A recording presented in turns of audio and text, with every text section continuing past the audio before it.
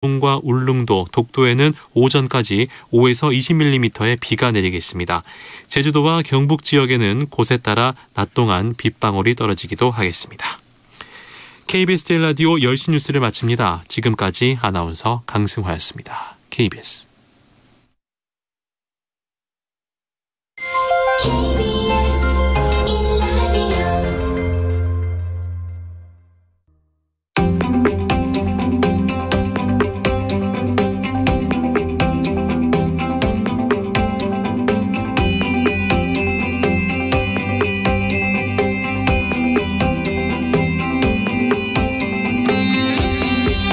김성환의 시사야.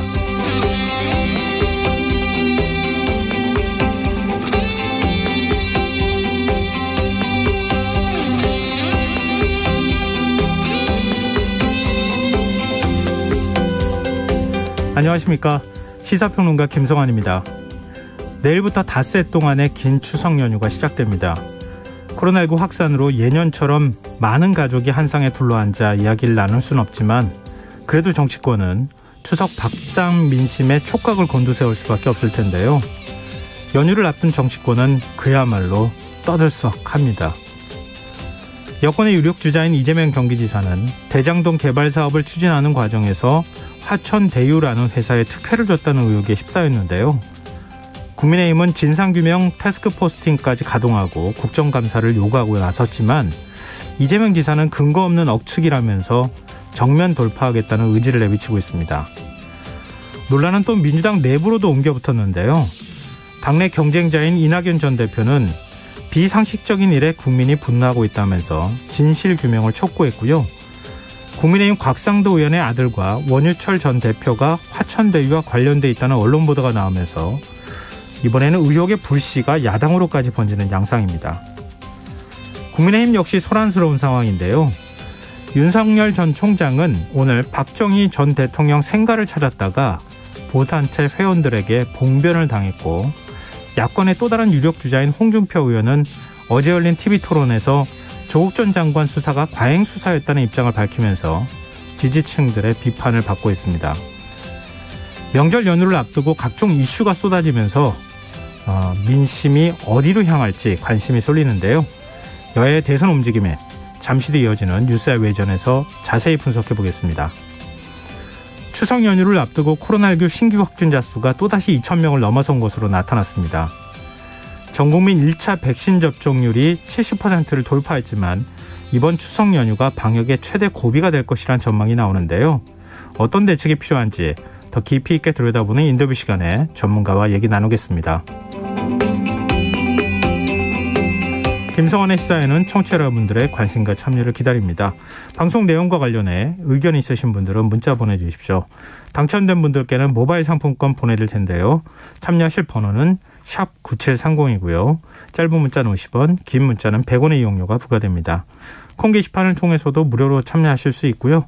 콩 어플리케이션과 KBS 일라디오 유튜브 채널을 통해서도 저희 방송을 실시간으로 시청 또 참여하실 수 있습니다. KBS 일라디오 김성환의 시사야. 그럼 지금 시작하겠습니다.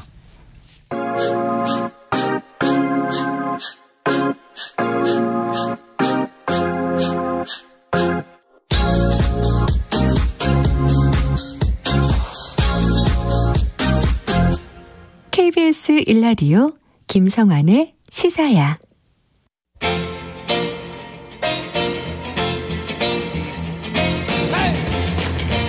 한 주 동안 있었던 뉴스 가운데 우리가 조금 더 깊이 들여다봐야 할 이슈를 짚어보는 시간입니다. 뉴스야 외전. 늘 함께해 주시는 패널 소개해드리겠습니다. 김민하 시사평론가 모셨습니다. 안녕하세요. 안녕하세요. 배종찬 인사이트 K 연구소장 자리하셨습니다. 안녕하세요. 안녕하십니까. 네. 추석 명절 앞두고 정치권이 아주 시끌벅적합니다. 네. 일단 추석 밥상에 어떤 화두가 오르게 될지 좀 궁금하거든요. 두 분은 어떤 주제를 놓고 가족들끼리 대화할 거라고 생각하세요? 물론 너무 당연한 말씀이겠습니다만 시사야 이야기를 하겠죠. 듣고 썰렁했어요. 지금 경고 한 번이에요. 아닙니다. 그게 아니라 참 국민들이 힘듭니다. 제가 이제 시사야를 말씀드린 것은 그래도 청취자분도 국민이고요. 국민들을 행복하게 해주는 것이 사실 이 명절 민심에 가장 중요하거든요. 그럼요. 희영청 보름달을 좀 비가 온다는 예보도 있어서 화요일 볼 수 있을지 어떨지 모르겠습니다만 저는 이번 추석 민심이 대선을 앞두고 어떤 후보가 또 가장 마음을 품어낼 수 있는 후보인가. 특히 이제 중요한 것은 민생이거든요. 어떤 후보가 민생을 잘 알고 민생을 더 챙길 수 있는 후보냐. 물론 내년 대통령 선거 직전에 설 연휴도 있습니다. 네. 그렇지만 이 명절 민심에서 좀 풍성한 또 결과를 강조하는 것이 또 설보다는 추석 아니겠습니까? 그런 만큼 어떤 후보가 민생을 잘 챙길 수 있냐 이런 부분을 집중적으로 보는 추석 민심이 될 것으로 보입니다. 네, 이게 뭐 사실 우리 생활이 굉장히 힘드니까 코로나19 얘기라든가 아니면은 뭐 경제적으로도 어려운 문제라든가 이런 것들 네. 얘기하다가 정치인 얘기로 자연스럽게 옮겨붙지 않을까. 그래서 추석에 명절 때 정치 얘기하지 말라 그러잖아요. 네, 싸운다고. 김민하 평론가가 어떤 이야기할지 굉장히 궁금해요. 네, 김민하 평론가 얘기하십시오. 이제 갈수록 그 정치에 대한 직접적인 얘기는 이제 줄이는 방향일 것 같아요. 그리고 특히 이번 대선의 경우에는 보수 지지자들은 이제 윤석열, 홍준표로 갈려 있고 네. 또 이제 지금 이제 정부 여당 지지자의 경우에도 이재명, 이낙연 뭐 이런 식으로 갈려 있기 때문에 직접적으로 얘기를 이제 하기가 좀 어려운 구조이고 또 시대가 인터넷을 통해서 자기들이 원하는 정보만 이제 많이 습득하는 그러한 좀 습득 편향이 있지 않습니까?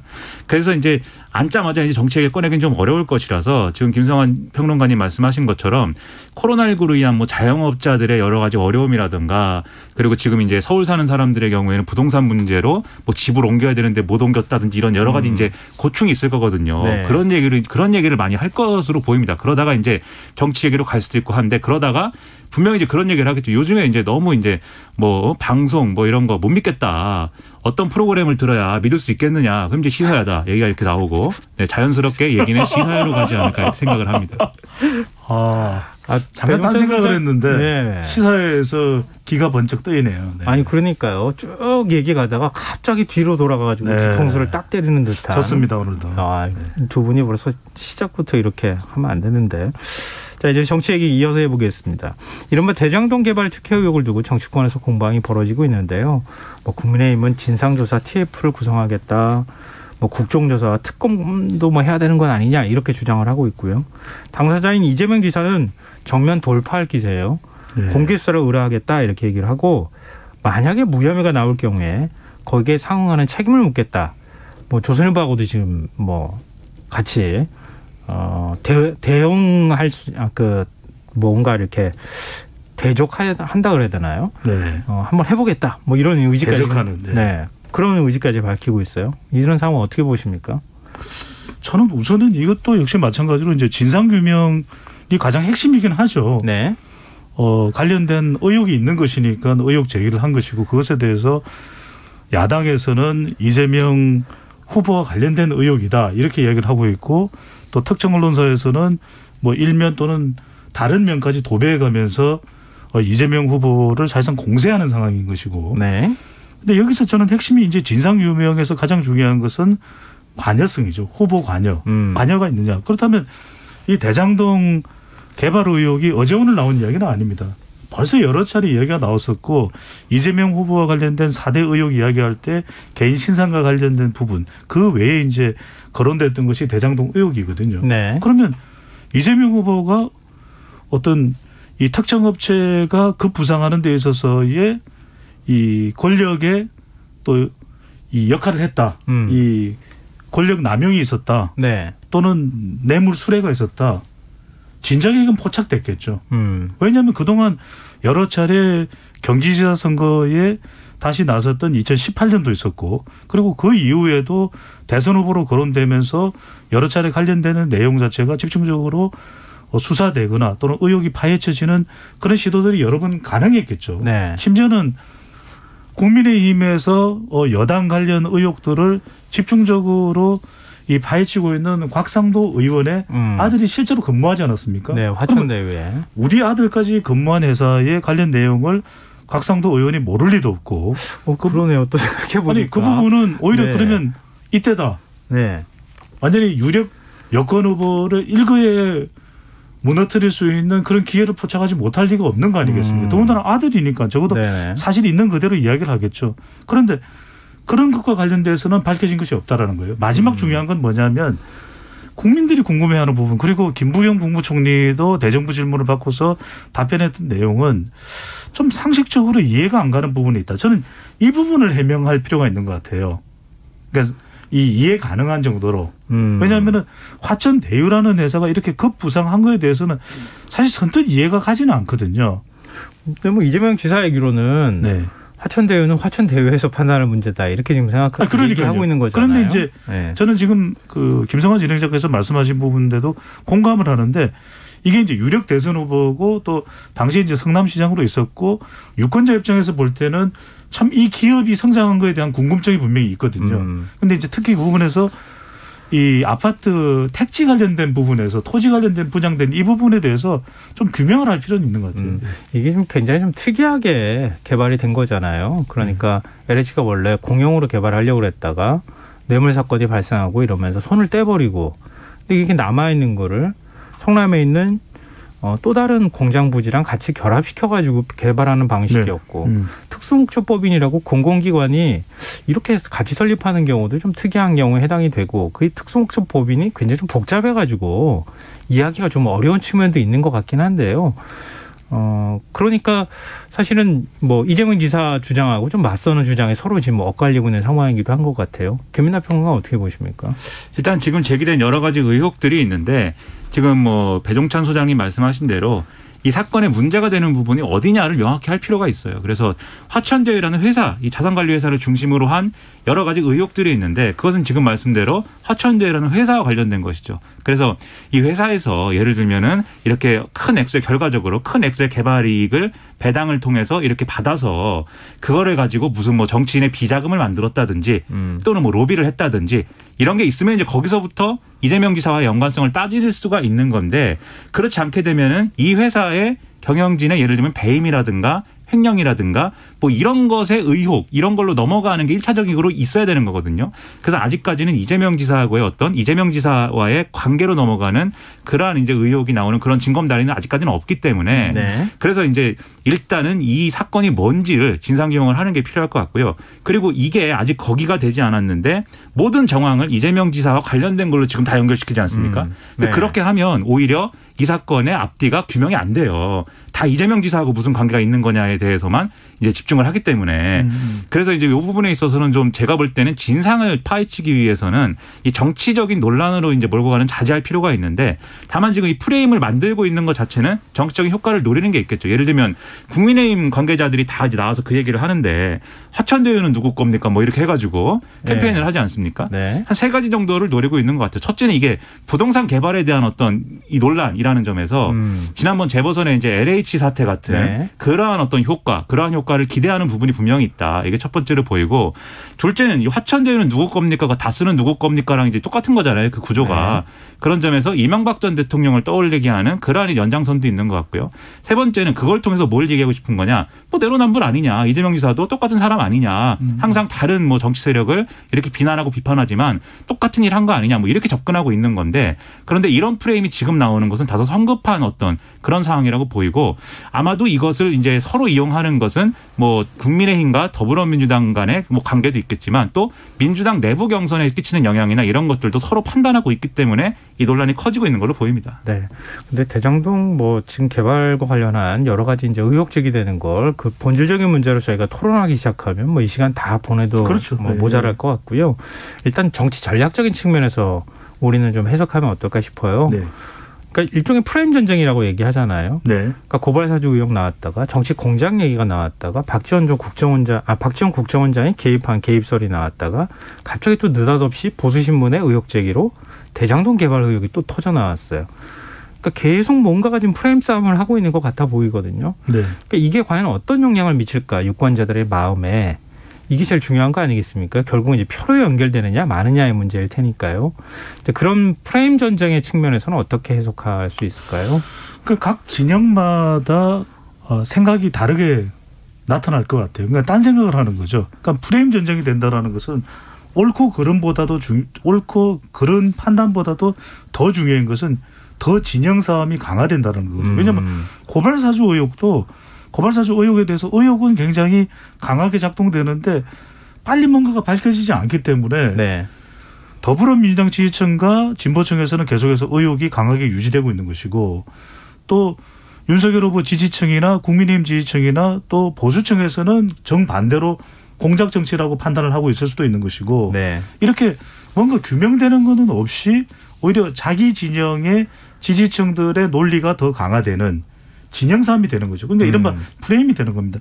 그리고 이 대장동 의혹과 관련해서도 저는 만약에 이재명 후보의 관련성에 대한 근거를 가지고서 접근을 했다면 그것은 충분히 시도해볼 만한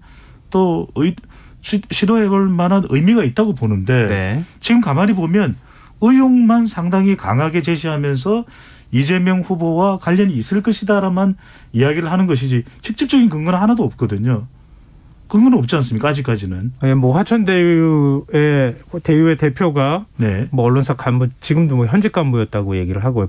최근에 뭐 그만뒀다고 그러더라고요. 네, 뭐 법조 출입을 오래 했다고 하는데. 네. 그리고 그 이제 사람하고 이재명 지사하고 인터뷰를 했다는 거죠. 네, 네. 그러니까 인터뷰를 한 사실이 대장동 개발 의혹과 직접적인 관련성이 있습니까? 직접적인 관련성은 없죠. 어디 방송에 출연했을 수도 있는 것이고 언론사와 인터뷰를 가질 수 있는 것이고 그랬을 때 그것이 나중에 이 대장동 개발 의혹과 직접적인 관련성이 있다고 연결시키는 무리하잖아요. 그러면 이제 왜냐하면 이것도 결과적으로는 빠른 시간 내에 규명하기가 어려울 테고 이런 의혹 제기를 통해서 이것 자체도 프레임 전쟁화되는 거죠. 네. 항상 이런 의혹 제기가 지금 말씀하신 것처럼 단기간 내에 해소가 안 되면 결국 의혹이 발생한 사건 자체가 그냥 정파돼 버리죠. 그래서 예를 들면 윤석열 전 총장의 고발사주 의혹과 관련돼서도 그 사건이 본질적으로 이 검찰 권력이라는 게 이 당시에 보수 정당하고 부적절하게 사실상 한 몸처럼 움직이고 그러한 정치적 중립성이나 이런 것들을 정반대 방향에서 훼손한 것이다. 이런 평가를 받을 수 있는 중대한 의혹이지만 네. 지금 이제 박지원 게이트 막 이런 거 네. 꺼내들고 이러면서 윤석열 전 검찰총장을 핍박했던 정부 여당 이 정권이 또 다시 이걸로 핍박을 하는가 이런 프레임을 만들어버린 거지 않습니까? 네. 그러면 이제 애초에 고발사주 의혹은 이 사건은 어떻게 되냐?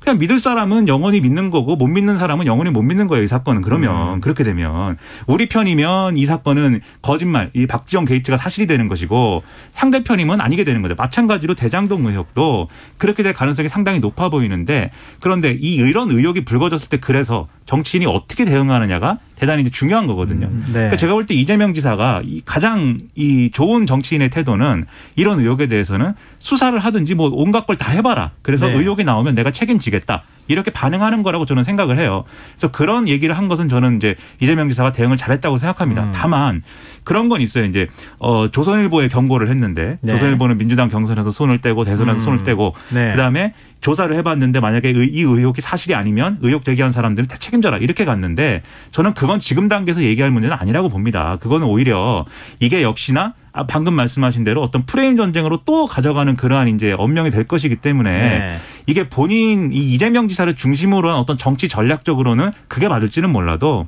이 의혹이 전후 관계가 어떻게 되는지를 규명하는 데는 오히려 이것도 걸림돌이 될 거거든요. 그래서 저는 그 부분에 있어서는 좀 아쉽다라는 생각을 합니다.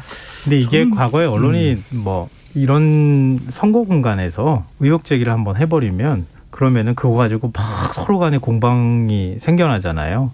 그러니까 완전한 팩트가 아니더라도 보도하고 나면 공방이 일어나면 공방을 통해서 계속 사안이 커지거든요. 그럼요. 그러니까 그런 일들이 계속 반복되어 왔던 측면도 있고 이번에 뭐 보도한 내용을 보면 아까 뭐 인터뷰 한번 했다 이렇게 얘기를 했던 것처럼 사시 동기상이 골프 한번 쳤다더라. 아니면 회사 이름이 대동세상하고도 이름 대자가 같이 들어갔다던가요. 이걸 근거라고 언론이 보도하는 것도 사실 좀 문제가 있어 보이긴 한데요. 그렇게 물고 들어가면은 중도층들은 영향을 받거든요. 아까도 말씀드렸지만 그렇죠. 그러니까 저는 이제 프레임 전쟁에서 가장 위험한 것은 무엇이냐면 적어도 진영은 결집하기 때문에 흔들리지 않는다 하더라도 가장 영향을 받는 것은 부동산 이슈에 민감한 유권자, 중도층 그리고 MZ세대도 아니 나는 지금 집 한 채 없고 땅 한 평 없는데 대장동이 개발 의혹이 있어. 이러면 진상 유명을 떠나서 보도가 되면 될수록 이것이 확장성을 가지고 있기 때문에 그 사람하고 인터뷰를 했어. 그럼 모르는 사람이 아니잖아. 네. 이재명 후보는 당연히 100% 화천대유의 지분을 가지고 있었던 전 언론사 출신의 법조팀장 출신의 인물을 알고 있겠네. 네. 그러면 이걸 모른다고 할 수 있을까? 그리고 성남의 뜰이라고 하는 특수법인과 이 화천대유 또 천화동인 이름만 봐도 이게 무슨 뭐야 중국집이야? 이렇게 사람들 의혹을 더 부풀릴 수 있을 만한 그런 개연성이 있거든요. 네. 근데 그걸로만으로도 유권자들이 영향을 받기 때문에 저는 김민하 평론가하고 조금 다른 생각은 윤석열 후보도 똑같은 태도를 취했어요. 일부에서는 그게 격앙된 태도이기 때문에 오히려 유권자들에게 부작용을 일으킨다, 역작용을 일으킨다 하지만 내가 무섭습니까? 이렇게 강하게 본인이 선을 긋는 것은 적어도 지지를 하고 있는 중도층 이탈을 최대한 차단하는 것이거든요. 네. 저는 이재명 후보도 마찬가지로 합니다. 그렇게 하지 않으면 계속 이런 확인되지 않은 미확인 보도가 횡행할 것이기 때문에 그것을 차단하는 정치적인 전략이라고도 봐야 되는 것이죠. 네, 저는 제가 얘기한 거는 강하게 대응할 필요는 저는 있다고 생각하는데 네. 언론의 보도를 이제 문제 삼을 때 주의해야 될 점들이 있어요. 뭐냐면 조선일보의 보도는 완전히 말도 안 되는 보도거든요. 그거 그냥 인터넷에 있는 글들을 그냥 거의 그냥 짜깁기 해가지고 하나의 기사로 만들어버린 거에 불과합니다. 근데 그거는 제가 볼 때는 언론과 시민사회가 감당해야 될 몫인 것 같아요. 이 정치인이 의혹을 받는 정치인이 그 자체를 해가지고 이 언론의 보도가 의도가 있고 배우가 있고 이렇게 주장하는 순간 수습하기가 어려워지는 게 마찬가지로 윤석열 전 총장이 지금 똑같이 하고 있습니다. 제가 지금 갑자기 고유명사가 갑자기 생각이 안 나는데 이 사건 제보자가 어떤 그 자료를 한겨레 신문에 제공을 해가지고 고발장 언론을 얘기하시는 그렇습니다. 예. 조성은 씨가 제공해가지고 이 한겨레 신문이 그렇게 받아가지고 이거 보도한 거 아니냐라면서 한겨레 신문 배우론을 막 얘기를 하거든요. 아무 근거가 그거는 그야말로 진짜 아무 근거가 없는 거죠. 그래서 언론 보도가 잘못됐기 때문에 이 부분은 잘못 보도한 것이고 사실은 이렇다 이렇게 해명하는 거하고 이 언론의 배우 관계 배우의 의도는 이렇다라고 본인이 직접 얘기하는 거는 또 다른 것이기 때문에 저는 이 부분에 있어서는 좀 더 모범적인 어떤 대응을 하면 더 좋지 않을까라고 생각을 하는 겁니다. 네, 이것 때문에 너무 지금 시간을 많이 소비했는데요. 저희 청취자 4057님께서 생각보다 국민의 수준은 매우 높습니다. 아무리 프레임 전쟁으로 몰고 가려고 해도 국민은 나름 다 노출되는 정보를 보고 판단한다고 봅니다. 이게 정답이 아닐까 싶네요. 그러니까 본질적인 내용이 좀 많이 잊혀져 가는 것은 사실이지만 언론이 좀 그런 역할을 더 충실하게 해주길 기대합니다. 예, 일단 그걸로 여긴 좀 가름했으면 좋겠고요. 다만 이제 민주당이 지금 경선이 한창 진행 중이고 가장 중요한 호남 경선을 지금 앞두고 있는 상황이잖아요. 이런 가운데 이낙연 캠프 그 선대위원장의 서른 의원이 이재명 지사를 감옥에 있는 이명박 전 대통령하고 또 비유를 했어요. 지난번에도 무료변론 문제 나왔을 때 한번 또 비유한 적이 있었는데 이게 뭐 네거티브다 아니다 뭐 이런 논쟁은 빼놓고 호남의 여론에 영향을 좀 미칠 수 있다고 보십니까? 저는 뭐 일부 영향이라는 거는 분명히 있겠죠. 영향이 없다고 얘기할 수는 없는 거죠. 모든 것에 있어서. 근데 다만 이런 한계는 있을 것 같습니다.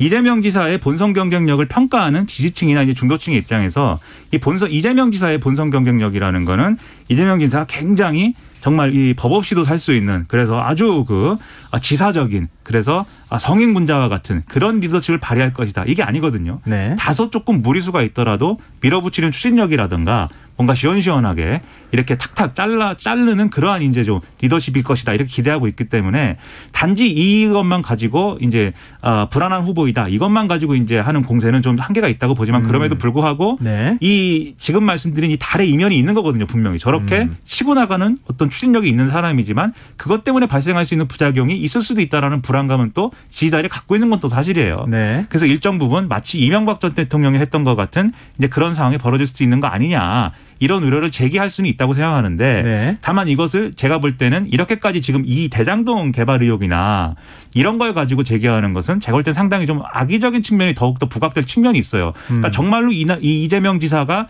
불안한 요인을 갖고 있다라고 볼 만한 그러한 사건을 가지고 제기를 해야 되는데 이게 과연 그런 사건인가 저는 좀 의문이거든요. 그 점에서 네. 너무 나간 거 아닌가 싶습니다. 네. 별문찬 소장님 어떻게 결국은 이제 호남 민심이 대장동 의혹을 어떻게 보느냐는 거겠죠. 네. 그리고 이것을 통해서 이낙연 후보에 대한 평가를 더 높게 하는 것으로 연결이 되는 것이냐. 그러면은 정치적인 또 경선에서의 반사 이익을 이낙연 후보가 가져갈 텐데 아직까지 대장동 의혹과 관련해서 이재명 후보와 관여성이 전혀 밝혀진 바가 없고 예. 이재명 후보도 100% 검사를 수사를 하라고 이야기를 하고 있는 상황이거든요. 저는 오히려 이게 이재명 후보 지지층들로서는 위기 국면이고 더 지지층이 결집할 수가 있고 또 하나는 프레임 전쟁에서는 그 프레임과 연관된 후보 쪽으로 더 관심도가 집중되지 다른 후보 쪽으로 옮겨가지 않는 것이거든요. 특히 오히려 이 시점에서 이낙연 후보 쪽에서 더 전면에 내세울 수 있는 전략은 또 호남 민심을 극적으로 전환시킬 수 있는 이낙연 후보만의 비전이 무엇인지 또는 더 중요한 것은 전체 경선의 후반전이 되는 경기도와 좀 경쟁하고 있는 서울 지역에서의 지지율을 끌어올릴 수 있는 비전이 뭔지 공약이 네네. 뭔지 예. 사실 이게 더 특효약이 될 수가 있거든요. 그런데 지난번에 신경민 전 의원의 관련 발언도 한교익 마칼럼니스트의 내정자와 관련한 발언도 결국에는 역효과가 났거든요. 친일 발언. 그러니까 서른 의원도 사실 아직 확인되지 않은 내용을 마치 이재명 후보가 MB 같다. 이렇게 되면 오히려 역효과가 날 수도 있다는 거죠. 네. 받아들인 생각이 좀 다르니까요. 지금 두 분 생각도 약간 좀 차이가 있기는 한데 일단 구도의 측면으로 보면은 정세균 전 국무총리가 지금 사퇴를 한 상황이잖아요. 근데 지금 이낙연 후보는 전남이고 정세균 전 총리는 지금 이제 전북이었었잖아요. 근데 지금 전북의 표심이 어디로 갈 것이냐 이게 또 굉장히 관심이 많더라고요. 두 분은 이번에 호남 선거 이제 추석 지나고 난 다음에 물론 이제 투표 결과가 공개가 되긴 하겠지만 정세균 전 총리 지지자들이 어디로 움직일 것이며 대략 어느 정도 그 이재명 이낙연 후보의 지지가 나올 거라고 보십니까? 저는 우선 그 이야기부터 들어야 될 것 같아요. 정세균 후보의 호남 영향력이 과연 압도적인가? 그래서 호남 판세를 뒤흔들 정도의 영향을 줄 것인가? 그렇지는 않다고 봐요. 그렇다 하더라도 정세균 후보의 사태가 조금이라도 이낙연 후보에게는 보탬이 되겠죠. 더 도움이 될 겁니다.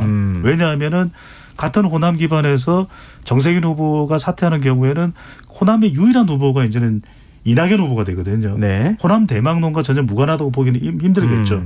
굳이 이제 호남을 행정 지리적으로 구분하자 그러면은 전북과 광주와 전남으로 나누는 그렇죠. 것입니다. 네. 그렇다면 전북의 경우에는 전체 권리당원의 숫자가 상대적으로 전남, 광주와 포함한 것보다는 좀 적은 비율이에요. 네.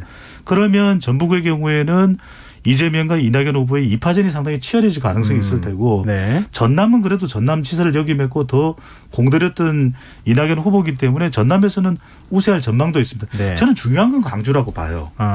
광주에서는 이번 대장동 의혹도 어떤 식으로든 직간접적인 영향을 주겠죠. 또 네. 이낙연 후보가 사퇴한 것에 대한 호남 대망론에 대한 마지막 배수진도 고려가 되겠죠. 가만히 되겠죠. 그렇다면 호남에서도 광주의 권리당원 20대, 30대, 40대 이들이 과연 이재명 후보냐 이낙연 후보냐 저는 이게 결정적일 거라는 생각이 들어요. 그럼 거의 박빙이 나올 가능성이 있다고 보십니까? 저는 이낙연 후보가 사퇴를 결정하기 이전보다는 더 접전을 벌이는 결과로 나오지 않을까 생각이 듭니다. 김민하 평론가도 그렇게 비슷하게 생각합니다. 정세균 전 총리의 강점이라 그러면 조직세지 않습니까? 결국 이게 이제 여론 조사상의 어떤 우세라기보다는 근데 정세균 전 총리가 명확하게 뭐 어느 후보를 지지한다거나 단일화를 한다거나 뭐 이런 건 아니기 때문에 그 조직세를 이낙연 전 대표가 다 가져가는 것도 한계는 있을 거라고 보고요.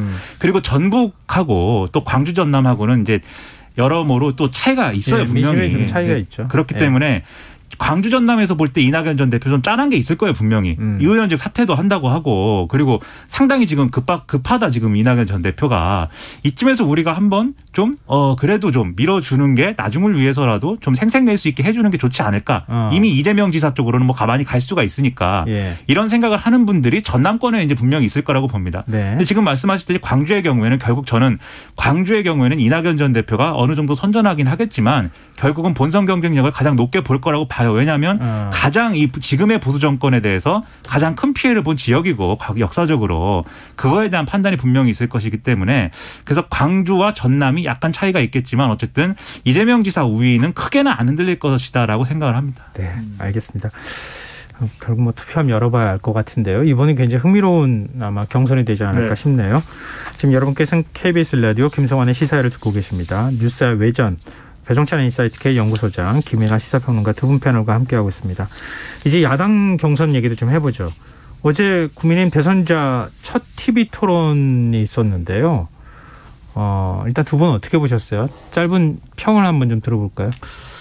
저는 아직까지도 이 국민의힘 토론회의 중심과 핵심이 무엇인지를 잘 분간하기 힘든 토론회였다고 보여집니다. 그 8명의 후보가 본인들이 하고 싶은 이야기들을 주로 하는 것이었고 또 윤석열 후보 중심으로 관련 질문들이 모아졌고 또 홍준표 후보와 윤석열 후보, 홍준표 후보 서로 간에 어르렁댈 것이다라는 것은 예상됐던 것인데 뭔가 치명적이거나 결정적이거나 아니면은 판세를 뒤흔들 만한 그런 내용들이 있었냐면 그렇지는 않아요. 오히려 홍준표 후보가 조국 전 장관을 편드는 모습이거나 또는 더불어민주당의 지지를 많이 받는 부분에 대해서는 하태경 후보로부터 상당히 면박도 받는 부분이었거든요. 네. 그러니까 윤석열 후보는 또 관련된 현안에 대해서 질문을 받을 때 상당히 비지땀을 흘리는 모습이에요. 실제 뭐 땀방울까지 보이지는 않았는데 정확하게 현안을 파악하고 답변을 하고 있다는 인상은 못 받았거든요. 네네. 그런 만큼 아직도 서로 간에 하고 싶은 이야기를 하는데 답변은 제대로 유권자들이 중립적이고 또 객관적인 입장에서 듣는 이야기는 없었다. 그래서 아직까지는 좀 예열 단계인 것 같아요. 그러니까 본격적인 대전은 벌어지지 않았다. 앞으로 이제 윤석열 후보와 홍준표 후보 쪽으로 조금 더 초점이 모아진다면 좀 더 볼만한 토론회가 되겠다는 생각이 듭니다. 네, 김민하 평론가 어떻게 보셨습니까? 윤석열 전 총장의 부자 몸조심 그리고 홍준표 의원의 자폭 그리고 하태경의 재발견이랄까요? 저격수 본능 뭐 이렇게 요약을 하고 싶은데 윤석열 전 총장이 확실히 검찰총장 출신이다라는 거에서 못 벗어나는 게 다 이제 청산 뉴스로 답을 한 걸 보면은 수사, 고발, 무슨 뭐 검찰이 뭐 핍박당한 얘기 이런 거는 나름대로 막 답을 잘했어요. 근데 나머지 이제 좀 정면 승부를 피하고 싶어가지고 자기가 주도권 질문을 할 때는 이제 유승민, 홍준표를 피해서 이제 질문을 하지 않았습니까? 좀 정책 이슈로. 네. 근데 그 질문을 할 때도 보면은 머뭇머뭇해요. 이제 정책 이슈로 가면 그 보육의 정책을 본다면 이렇게 마 이런 게 들어가거든요. 네. 그래서 아직 이런 정책 이슈, 구체적인 정치에서 활용되는 정책 이슈에 여전히 준비가 되지 않은 모습이 노출했기 때문에 그런데 이게 또 큰 어떤 참사로 이어지는 뭐 그런 건 또 아니었으니까 방어는 어느 정도 했지만 어쨌든 자기가 잘하지는 못한 그런 것이고 홍준표 의원은 나름대로 이제 윤석열 전 총장을 공략을 막 하려고 했는데 그 조국 전 장관 수사 문제에서 그 발언을 하는 바람에 이게 이제 자폭이 되고 있는 그런 상황으로 이제 내몰린 것 같아요. 그리고 이 상황을 이끌어낸 거는 하태경 의원이거든요. 하태경 의원이 질문을 해가지고 답이 그렇게 나왔기 때문에 저는 그래서 하태경 의원이 비록 지지율은 낮을지 모르지만 이 토론에 숨겨진 승자가 아닌가 저는 그렇게 생각을 합니다. 아니 민주당 뭐 경선에서 추미애 후보가 보여주는 거랑 약간 좀 비슷한 측면이 있지 않나 그런 생각도 좀 드는데요. 그러니까 이번 토론이 가장 큰 관심을 끌었던 건 윤 전 총장이 어떤 토론 모습을 보일까 이게 이제 제일 큰 관심거리였잖아요. 근데 그런 거에 비하면 뭐 침대 축구라는 뭐 침대 토론이었다 이런 평가를 받기도 하지만 상당히 나름 준비도 했고 또 토론을 통해서 앞으로 변별력이 안 생기는 거 아닌가 이런 생각이 또 들기도 했거든요. 바로 그 부분인 거죠. 예. 그러니까 아주 원론적인 차원에서의 답변을 하는 것이고 굉장히 방어적으로 답변을 하는 것이고 이것이 이제 실제 현장에 나갔을 때의 말실수하는 것과는 또 차이가 있거든요. 온도차가 있거든요. 그러니까 현장에서는 준비되지 않는 상황에서 상당히 애드립을 해야 되는 즉흥적으로 답변을 하고 발언을 해야 되는 상황에서는 실수가 발생하는데 토론회는 준비된 정도의 발언을 한다.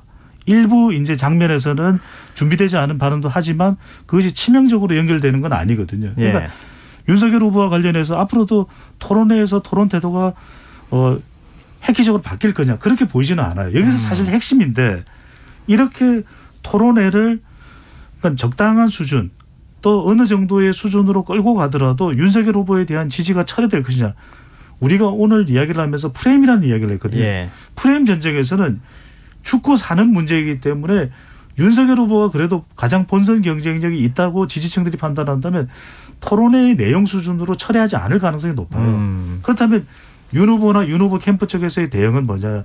깊숙하게 현안 들어가면 어차피 제대로 답변하기도 힘들 것이고 오히려 마이너스 될 테니까 원론적인 차원에서 오히려 계속 안정적인 안전한 정도의 수준에서 반복하자 이렇게 토론회의 일관된 대응 태도를 보일 가능성도 있는 거죠. 그러면은 저 어제 토론회에서 가장 손해본 후보는 무야홍에서 조국성으로 바뀐 홍준표 전 대표가 될 텐데요. 저는 그렇게 봅니다. 왜냐하면 홍준표 의원이 이제 제가 비유하기를 민주당 지지자들한테 지지율을 꺼가지고 그걸로 자기가 주식 투자해갖고 돈을 많이 벌어서 그걸로 자기 사업을 시작해서 자기 이제 현금 회전을 만들어냈는데 문제는 그게 제가 볼 때는 한계가 있는 거예요. 결국 남의 돈 꺼가지고 이 사업한다는 게. 너무 사업적으로 제가 얘기를. 네, 아무튼. 네. 그런 상황에서 다시 거기서 치고 올라가려면 지금 사실 이게 당내 경선이기 때문에 원래 이 국민의힘 지지자들의 신뢰와 그런 것들을 다시 획득하는 과정이 필요한 거거든요. 지금이 이제 그 시점이었습니다, 사실. 네. 그래가지고 이렇게 모은 돈으로 국민의힘 지지층을 다시 재공략하는 게 필요했는데 그 시점에서 지금 이제 조국 전 장관 수사가 과잉 수사다, 과잉 수사였다. 사실은 홍준표 의원이 이 얘기를 꺼낸 거는 윤석열 전 총장이 너무 수사를 막 하는 걸 좋아해가지고 적폐 수사를 과하게 해서 전직 대통령들까지 다 집어넣은 사람이다. 이거 얘기하려고 꺼낸 얘기였거든요. 원래 이 검찰이 그 검찰권이 뭐 해방 이후 최대였다라고 얘기한 거는. 근데 이게 오히려 부메랑으로 돌아왔고 이 발언 때문에 홍준표 의원이 이 자기 사업을 할 수 있게 해준 보수에서의 마중물이 된 2030의 보수층 지지가 흔들릴 가능성이 있다. 저는 이렇게 봅니다. 다만 이게 크게 잃을 것을 좀 그래도 어느 정도 만회한 게 이게 논란이 되니까 바로 이제 홍준표 의원은 후퇴를 해버리잖아요. 나는 여전히 과잉수사였다고 생각하지만 국민들이 그렇지 않다고 생각한다면 나도 생각을 바꿔야지 별 수 있겠느냐 이렇게 얘기를 하거든요. 그래서 10개 잃을 거 뭐 5개 정도 잃는 걸로 어쨌든 만회는 했는데 손해는 분명하다고 봅니다. 네, 알겠습니다. 이 태세 전환이 참 중요해요. 정치는 보면. 근데 이제 그 토론이 끝나고 난 다음에 홍준표 후보를 향해서 윤석열 전 검찰총장, 윤석열 후보 지지자로 보이는 사람이 달려들어가지고 캠프 관계자가 조금 다치는 일도 발생했다. 이런 얘기가 들렸었고 오늘은 또 윤석열 전 총장이 박정희 전 대통령 생가 찾았다가 좀 뭐 이 우리공화당하고 그 관련 지지자들일 것 같은데요. 항의를 막 받고 뭐 그 과정에서 좀 봉변을 당하는 일까지 발생했어요. 그러니까 TK 여론하고 지금 민감하게 관련돼 있는 부분이기 때문에 이번 문제 어떻게 봐야 하는 것인지 이거 지금 캠프에서 일정을 잘못 짠 겁니까? 아니면 의도적으로 이렇게 일정을 만든 겁니까? 어떻게 봐야 되는 거예요? 뭐 의도적으로 일정을 만들었을까요? 그건 아닐 겁니다. 그런데 이제 돌발 사태가 일어났고 이건 사실은 어떻게 보면 좀 예견이 되기는 했죠. 그런데 그게 예견된다고 해서 예상하지 못하고 발생하는 사건을 어떻게 또 막아낼 수 있는 방법도 없을 수도 있는 것이고 그러니까 계속해서 윤석열 후보에게 제기되는 것은 홍준표 후보도 지적을 했듯이 바로 이 탄핵의 문제거든요. 네, 이른바 박근혜 전 대통령과 그다음에 이명박 전 대통령 뭐 댓글 관련된 수사를 했다라는 것에 대한 이 비판에서는 자유롭지 못하거든요. 그러니까 탄핵의 강을 건너기는 윤석열 후보는 애당초 어려울 걸로 봐요. 그러니까 박근혜 전 대통령을 지지하는 이 강성 보수 지지층들의 지지를 못 받겠죠. 그러니까 조원진 전 의원의 경우에도 지금 극도로 윤석열 후보를 비판하는 그런 상황 아니겠습니까? 이런 상황은 일어날 수 있는 것이고 앞으로도 윤석열 후보가 토론회에서 또 당내에서 계속 지적받는 부분은 이 부분일 거예요. 근데 지금 저 대구 경북 지금 계속 찾고 있잖아요. 근데 대구를 방문하면 분위기가 굉장히 좋다. 이렇게 캠프 관계자들은 얘기해요. 심지어는 박근혜 전 대통령이 대구 방문했을 때랑 거의 뭐 비슷할 정도로 사람들이 많이 모인다. 이렇게 얘기하거든요. 그러니까 오늘 우리 공화당 지지자들이 보였던 행동하고 차이가 좀 있다는 거예요. 그러니까 오늘 많이 그 몰려든 사람들하고 그 사람들의 어떤 정치적 동질성이 있는 거죠. 그래서 우리공화당이라고 하는 그 그룹으로 모여 있는 사람들이 와서 이제 좀 봉변이 벌어진 측면이 분명히 있는 건데 그렇다고 우리공화당이 대표하고 있는 어떤 민심이 그게 뭐 없다라고 얘기할 수는 없습니다. 분명히 TK 지역에서 이 전직 대통령들에 대한 수사를 너무 과하게 했다라는 평가는 분명히 존재하는 건데 물론 그게 이제 가서 때릴 정도까지 표현이 되냐는 이제 별개의 문제겠죠. 그래서 오늘 이제 극단적으로 표현이 된 건데 여기서 중요한 건 어쨌든 이런 사건이 벌어지면 어떻게 대응하느냐예요. 그런 점에서 윤석열 전 총장이 저분들은 충분히 그렇게 반응할 수 있다라고 한 건 저는 이제 좋은 대응이라고 봅니다. 결국은 그것도 국민의 마음이기 때문에 다만 이런 대응이 본인이 검찰총장 하던 시절 또는 서울중앙지검장 하던 시절에 검찰 수사의 정당성까지 부정하는 것으로 가면 안 돼요. 예를 들면 뭐 나는 전직 대통령 또는 이제 이 박영수 특검의 이 시절에 나는 뭐 전직 대통령도 불구속 수사를 하고 싶었다든지 또는 그때는 내가 지금 생각해 보니까 좀 수사가 과했다든지 이런 얘기로 가면 이것은 오히려 이 전직 대통령들의 범죄 혐의는 분명하고 그것은 분명히 수사가 필요했다라는 중도층 여론에는 악영향을 끼치기 때문에 그 당시에 수사는 정당했지만 마음을 이렇게 어렵게 한 거에 대해서는 제가 지금도 계속해서 사죄하겠다라고 하는 태도가 가장 좀 바람직한 태도라고 봅니다. 뭐 어제 TV 토론에서 그런 태도를 실제로 그렇습니다. 보이기도 했었고요. 그러니까 이전에 보였던 모습하고는 좀 다른 모습을 좀 보여주려고 이것도 태세 전환일 수도 있을 것 같은데 그렇죠. 그렇긴 한데요. 지금 또 대선 후보 가운데 최재형 전 감사원장 캠프를 해체해 버렸어요. 그래서 지금 혼자 뛰겠다. 이제 이런 자세로 나가겠다고 얘기하고 또 상속세 완전 폐지하겠다. 이렇게 파격적인 공약을 내세우게 됐는데 자, 앞으로 지지율, 경선 결과에 어떤 영향을 미칠까요? 글쎄요. 경선 캠프를 해체했다고 해서 단박에 지지율이 올라간다? 그러니까 위기 국면으로 보는 거죠. 그리고 최재형 후보인 경우에는 이것이 반전의 모멘텀을 만들어내느냐. 저는 그럴 수도 있지만 그렇지 않을 가능성이 더 높다고 봐요.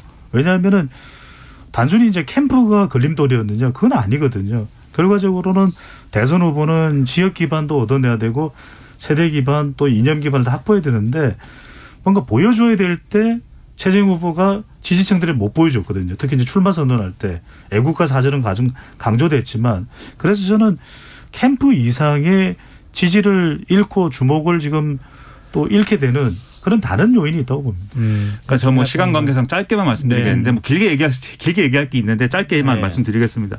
리셋을 했으면 그 이전하고는 확연히 다르다 이게 있어야 돼요. 그래야 그 이전까지는 리셋 버튼을 안 눌러가지고 처음에 잘못된 것들이 쌓여왔기 때문에 그런 거고 이제는 달라지는구나 이걸 보여줘야 돼요. 리셋 버튼을 누른 것까지는 있을 수 있는 일이라고 봤는데 리셋 버튼을 누르고 그 전에 했던 걸 똑같이 하지 않습니까? 애국가는 4절까지 가족들이 여전히 부르고 그리고 상속세는 폐지해야 할 것이다. 전형적인 이제 우파담론으로 그냥 가겠다고 지금 또 얘기를 하고 있기 때문에 리셋 버튼을 누른 효과가 전혀 없습니다. 네, 알겠습니다.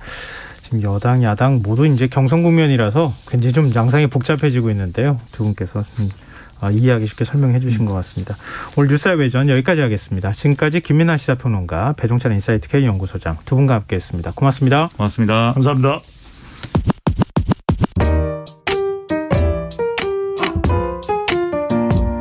김성환의 시사야는 청취자 여러분의 참여를 기다립니다. 문자 샵 9730으로 여러분의 의견 보내주세요. 짧은 문자는 50원, 긴 문자는 100원의 정보 이용료가 부과됩니다. 애플리케이션 콩, 유튜브 채널 KBS 일라디오에서는 무료로 참여하실 수 있습니다. 추석 연휴를 하루 앞둔 오늘 코로나19 신규 확진자가 또다시 2,000명을 넘어섰습니다.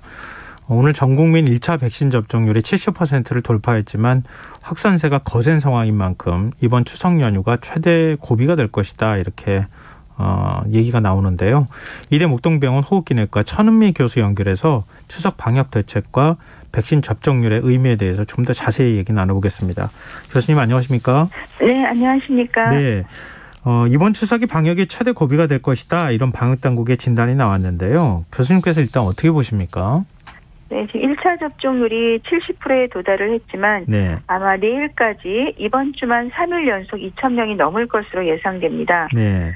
수도권 특히 서울은 그 교통과 사업장이 모여있는 그 대규모 공동화 현상이 일어나는 지역이기 때문에 8월, 9월 연속적으로 증가 추세를 보이고 있습니다. 네. 이러한 상황에서 추석 이후에 수도권에 확산된 영향이 아마 비수도권의 풍선 효과를 유발할 것이고 전국적으로 유행의 위험이 분명히 있다고 생각합니다.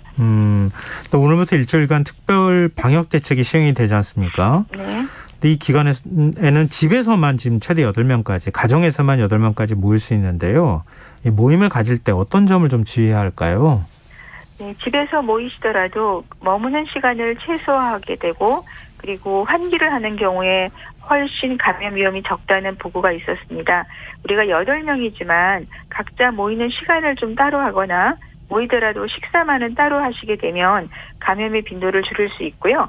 직계 가족이 아닌 경우에는 이번 추석까지는 비대면을 권고드립니다. 가족 모임 시에는 반드시 집에는 창문에 환기를 꼭 해주시는 것이 좋겠고요. 네. 대화를 할 때는 불편하시지만 마스크 착용을 권고드립니다. 네. 요즘 바깥 날씨가 이렇게 뭐 차거나 그런 건 아니니까요, 기온이. 그러니까 좀 집에 방에 환기나 이런 것들 방문 열어놓고 좀 계시면 어떨까 싶고요. 그리고 본격적인 귀성 행렬이 이제 시작이 됐습니다. 벌써 뭐 차가 다 고속도로가 막힌다는 소리 들리는데요. 한 94% 정도 3,200만 명이 이동하는데 94%가 승용차를 이용한다고 하더라고요. 네. 지금 이동 과정에서 휴게소를 들리거나 이런 일이 있을 텐데 꼭 좀 지켜야 할 방역 수칙이 있다면요. 네, 휴게소에 들리실 때는 어차피 거기에서는 식사를 할 수는 없고 포장만 됩니다. 그래서 식사나 음료를 가지고 와서 개인 차량에서 이용하시는 것이 좋겠고요. 버스나 기차를 이용하시는 경우에는 그 안에서는 음식 섭취를 최대한 자제해 주시고 언제 어디서나 마스크 착용과 손 위생만 잘 해주신다면은 그 이동 시간에는 크게 감염의 위험은 없을 것 같습니다. 근데 추석 연휴 중에 코로나19 의심 증상이 나타나는 경우도 있을 수 있고 또 백신 접종도 지금 가능하다고 하잖아요. 문을 연 이제 동네 병원에 가서 백신도 접종받는 게 가능하다고 하는데 만약에 백신 이상 반응이 나타날 경우에 어떤 대처 방법이 있습니까? 네, 우리가 백신 접종 후에 3일 이내에 가벼운 근육통이나 발열은 괜찮지만 그 이상의 두통이라든지 급작스러운 호흡곤란이나 흉통, 출혈 같은 복통 같은 증상이 나타날 때는 반드시 응급의료기관을 가셔야 되고요. 지금 전국에 응급실이 있는 응급의료기관은 추석 연휴 동안 다 문을 열게 되어 있기 때문에 가까운 응급의료기관으로 가시면 되겠습니다. 방역당국은 지금 전국민 70% 1차 접종이 선행지표다 이렇게 설명을 하더라고요. 그러면서 상당히 큰 의미를 부여하던데 이게 어떤 의미에서 그런 겁니까? 전국민 70%를 2차 접종까지 하게 되면 해외 사례를 보게 되면 감염의 전파율이 줄어드는 것이 보였습니다. 특히 덴마크나 싱가포르처럼 지금 방역을 완화하고 있는 경우에도 70% 이상 2차 접종이 완료한 경우에는 효과가 있지만 50%에서 방역을 완화한 국가 영국이나 미국, 이스라엘 같은 경우에는 지금 굉장히 많은 확진자가 증가하고 있기 때문에 70% 정도를 우리가 집단 면역에 가까운 수치로 보고 있지만 가능하면 80% 정도가 훨씬 더 안전적인 그런 방역을 완화할 수 있는 시점이 될 거라고 생각합니다.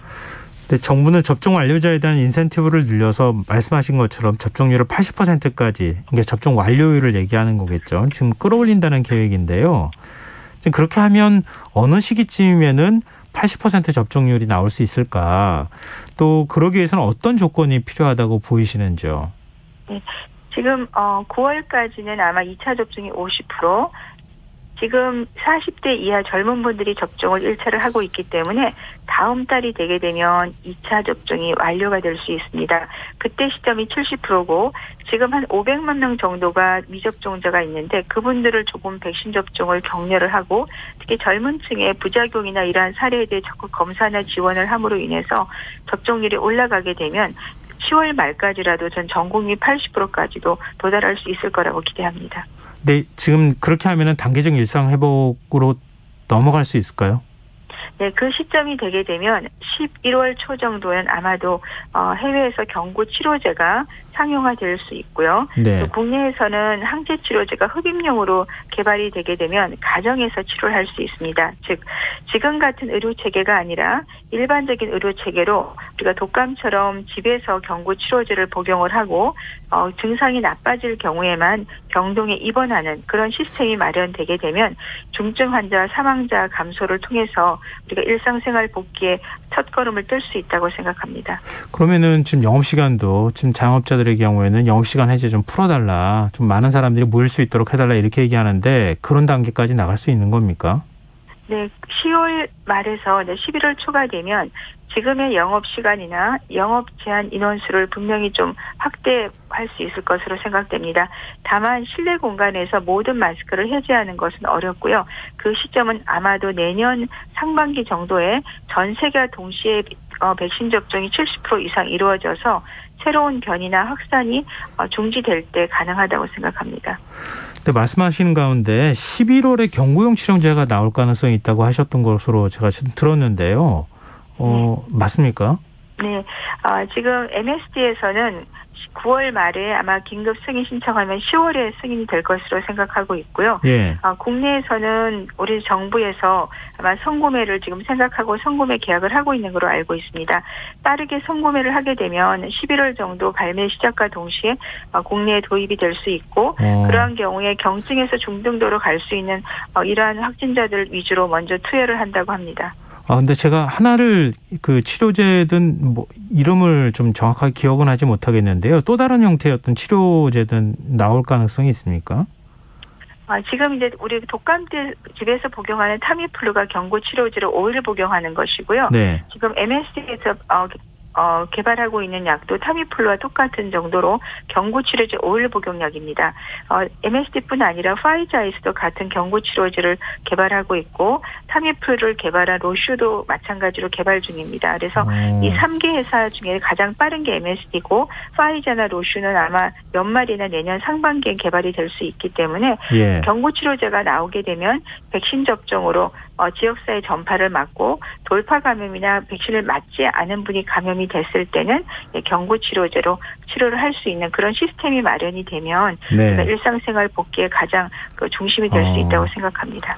방역의 어떤 그 외부적 환경이나 상황 자체는 상당히 좋아질 가능성이 있는 거네요. 네, 그렇습니다.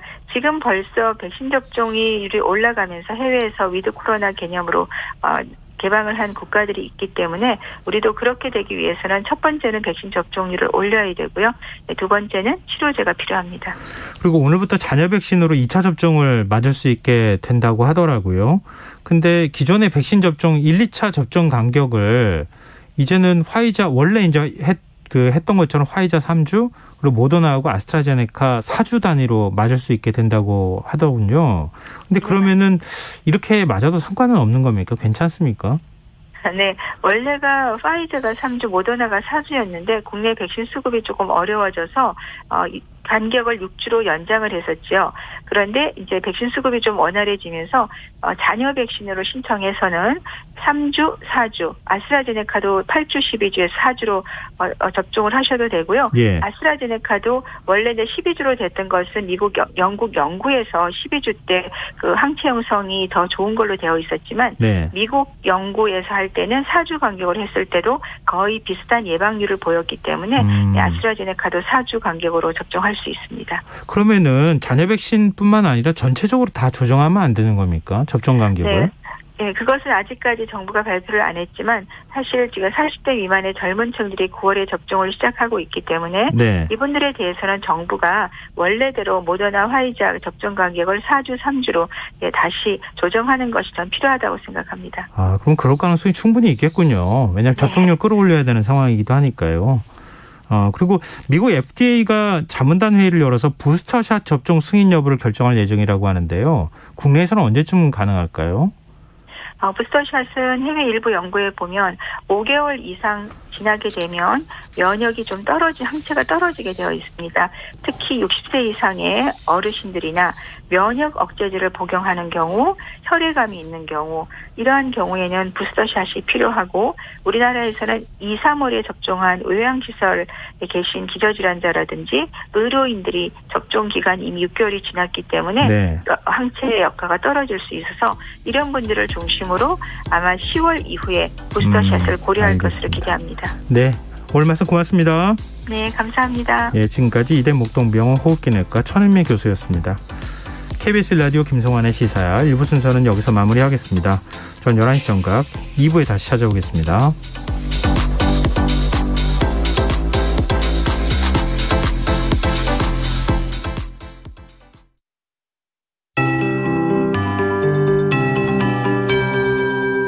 KBS 58분 날씨. 제14호 태풍 찬토는 우리나라를 지나서 일본에 상륙했습니다. 태풍에 의한 비구름대가 동쪽으로 이동하면서 비는 대부분 지역에서 그치거나 약해졌지만 남해안 지역은